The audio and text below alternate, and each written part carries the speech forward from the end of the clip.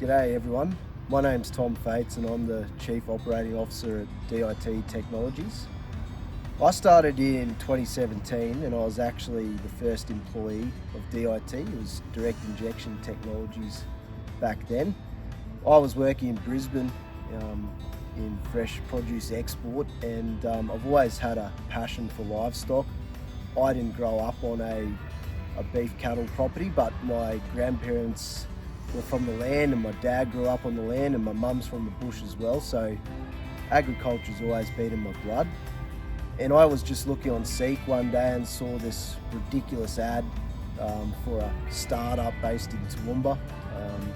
So I applied just to see how it would go, and next thing I knew I came up to Toowoomba and met Mark and learnt about his crazy idea, and I've been very fortunate in that journey. I've been along for the ride pretty much from the start, and I don't think Mark would mind me saying in that when I did start, I pretty much did everything for DIT. So I was doing the sales, doing the marketing, doing the installs in the field, meeting farmers, and it's crazy to think how much DIT's come along in that time.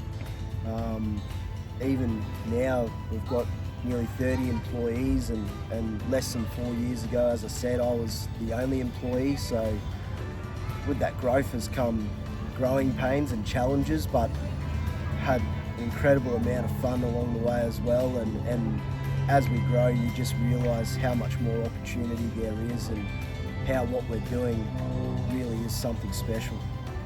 I guess my real interest and passion really comes from not only just the tech side of things, what we're doing at DIT, and all that's fantastic, but I think probably the unsung hero of what we do is the supplementation side with livestock.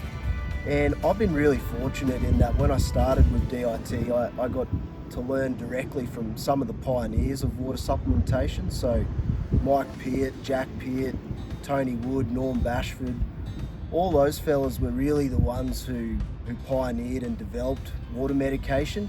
So to be able to have the opportunity as a young fella starting off in ag to learn directly from those sort of experts was really, I was really lucky to be there, and now I'm just really hoping that as we go forward I can continue the fantastic work that those guys set this foundation for. So to me, ag tech's probably a bit of a fluffy word, but it really is about innovation in agriculture, and we know that by 2050 the global population is going to be 10 billion, and to be able to meet that increase in demand with limited resources and there's no more land being created, technology is really going to be the driving force that enables that efficiency to be able to deliver on that demand. So ag tech to me is just it's a funky term, but it really is about adopting practices and changes and new ways to smart farmer and do things differently and better.